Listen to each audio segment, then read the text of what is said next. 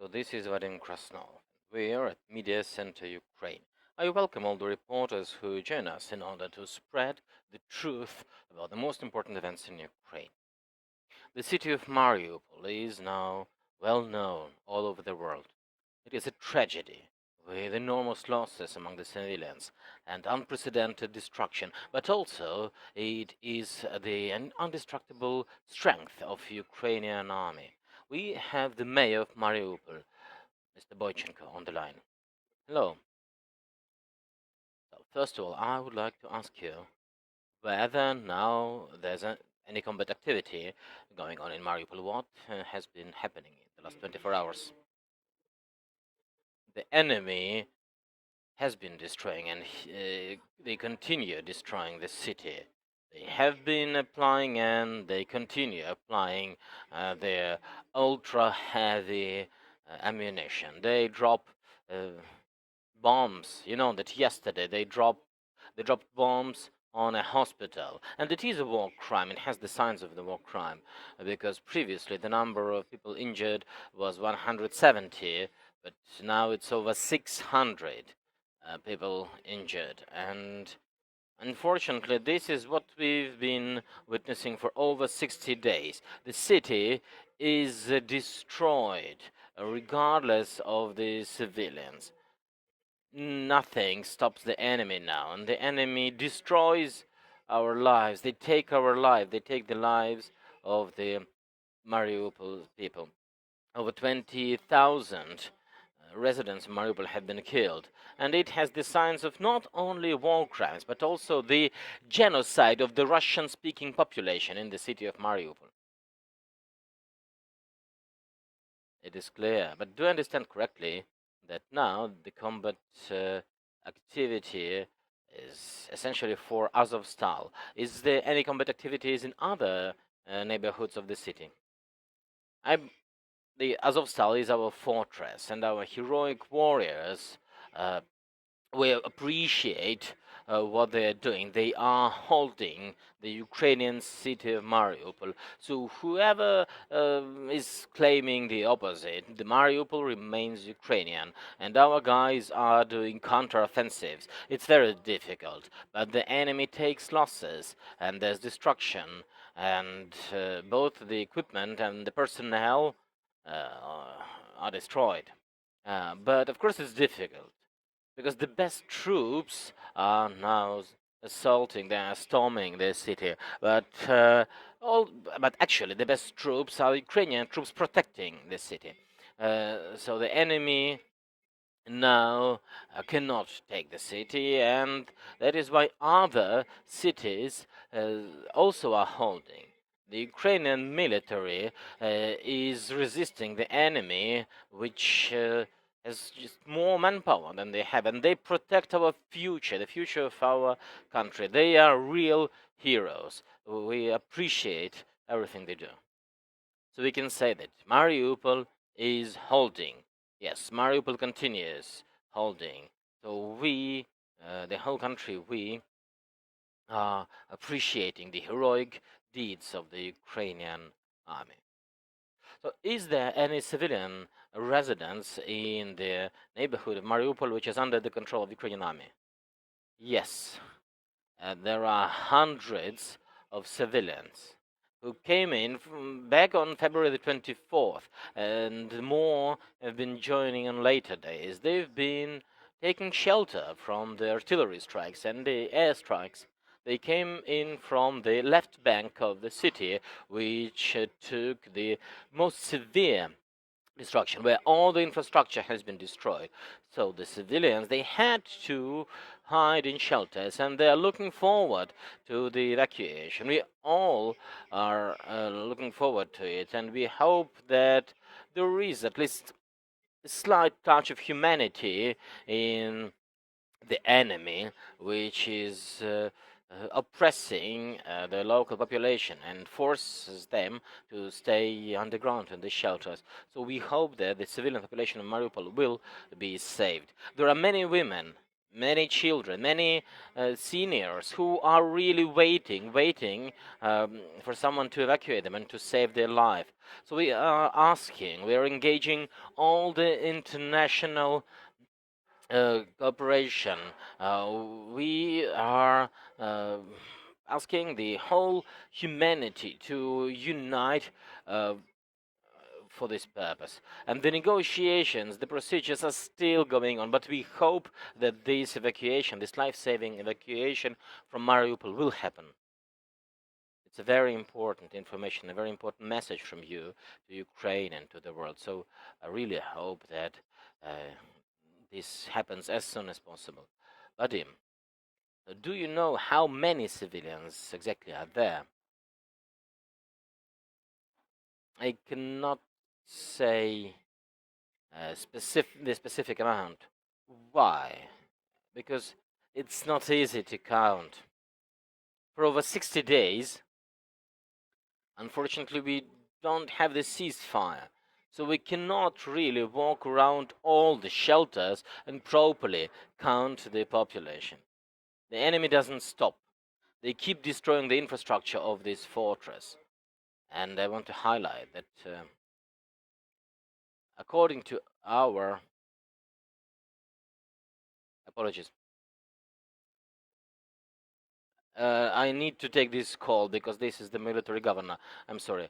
Yes, thank you. We will stay on the line.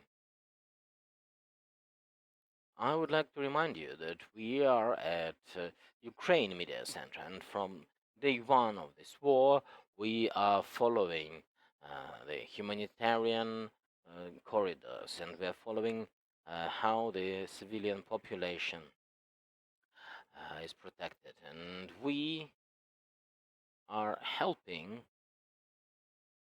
people all over the world to know truth. Apologies. Yeah, here I am. Thank you, Vadym. It's very difficult now to assess. There were approximately, I mean, we tried to count, and it was in the hundreds. According to our estimations, there have been over 300 people who were in the shelters, but then more people joined them because more high rises were destroyed, so people were fleeing to shelters. Also, we need to understand that today the enemy is throwing these ultra powerful bombs which destroy the infrastructure, so we cannot really um, even know how many shelters are still standing, how many shelters have been destroyed, because every day there is a violation of ceasefire.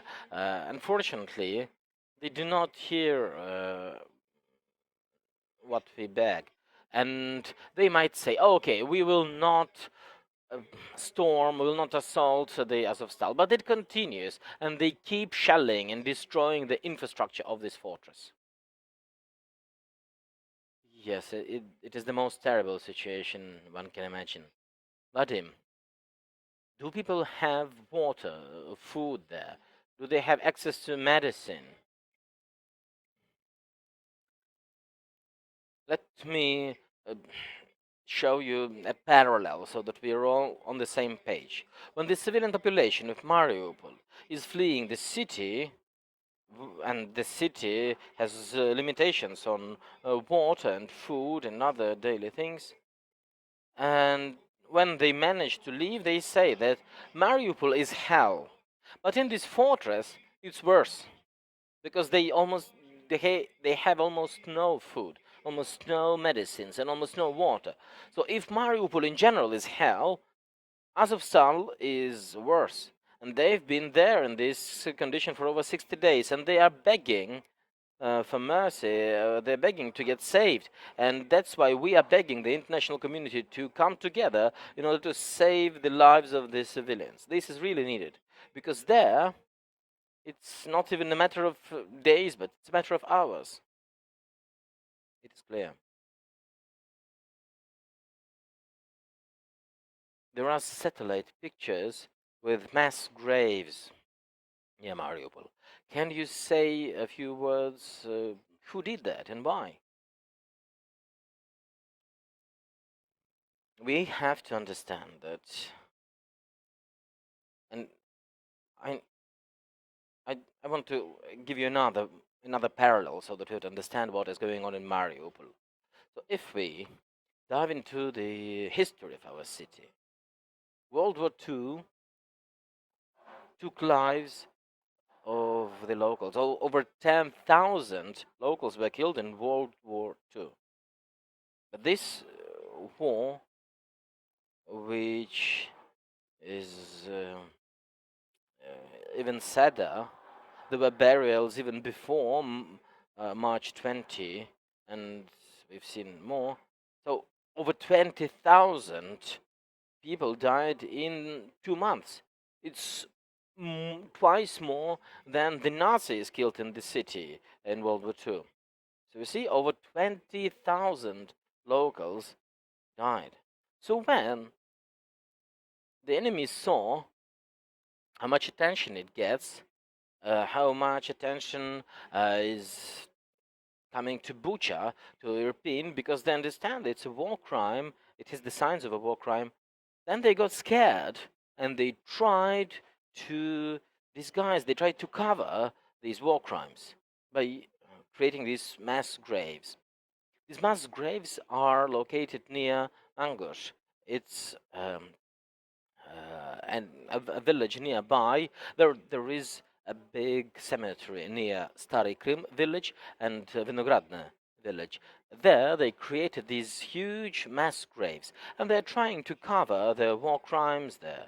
There's also another sad information which we received from the local residents, and they're saying that it's happening right now.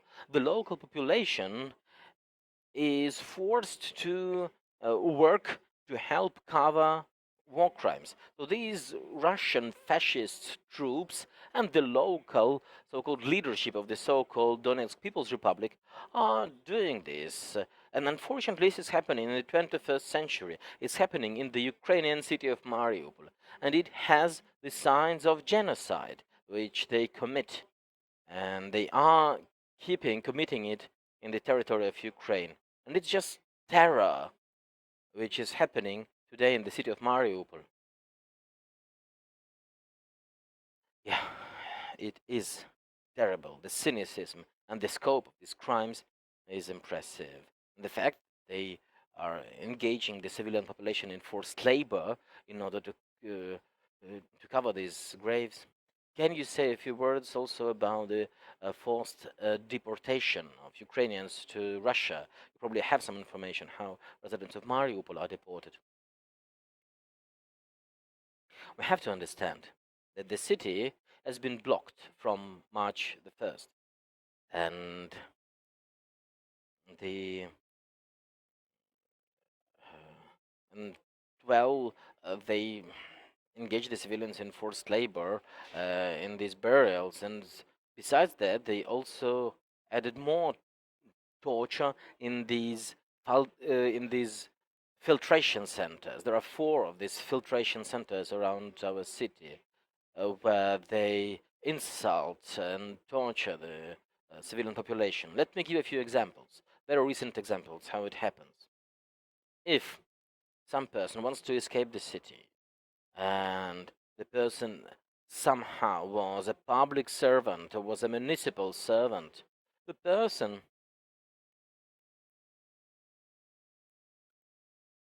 uh, gets this sad information that they are detained.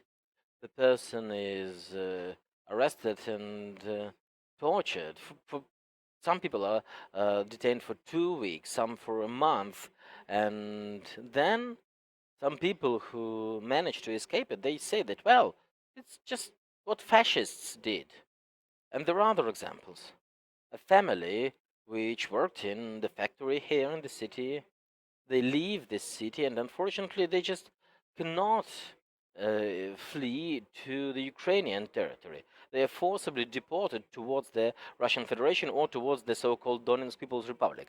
And it's, say, a middle-aged family, and they are holding a 2 years old baby in their hands, and there are these big tents with the FSB guys and the um, security personnel. So they look into the lists uh, and they see that in this family there was somebody working in law enforcement. So they say, okay, so you've been doing so you've been educating Nazis because your elder son is 20 and he is working in law enforcement. So you've been educating the Nazis, and they forcibly take this 2-year-old child because they say, well, you cannot educate children properly.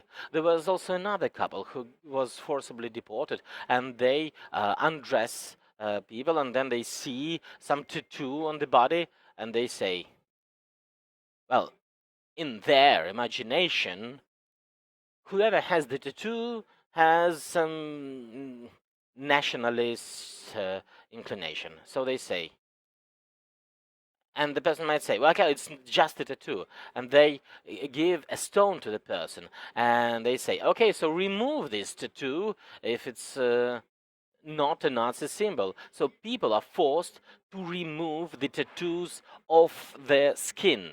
And those guys are just sitting there and laughing out loud. How can it happen? This is just pure torture. So people are they are applying this torture to Ukrainians. They are really uh, uh, harassing Ukrainians. There were other uh, cases of harassment when there was a man and a woman, and they say that, okay, you will have to go to the Far East to work. And then people receive just a paper saying that uh, they will get some big salary in the Far East, and they are waited, and people are waiting. They're coming there. Nobody's actually waiting, and the only thing they get is that they have another paper that they are forced. They are displaced persons and they have to just live in Siberia. Nobody takes care of them anymore. This is also another harassment. This is what they've been doing to our boys and girls. Yeah, it is just horrible, and this is just absolute evil. So the world has to know this evil has to be punished. Do we have any questions from the reporters in the room? Yes, please. I've got questions about the Mariupol run association. It's very bad right now. The whole international media and the journalists to see, particularly in Mariupol side and the underground civilians, and there's still a lot of children there. I'm keep asking the same questions about the. We try to find out, are they can leave this place, or what do you think about the national United Nations Secretary meet with Putin and of course meet with your president and to find a solution about the vocation humanity corridors. And do you think is this matter discussion would be this action can be successful or be going on, or still got to be have wait for a little while because the weather, time, the food, it looks like all running out of time. We have to, your government or with United Nations to coordinate about this as soon as possible. Let people get out. Right. Thank you.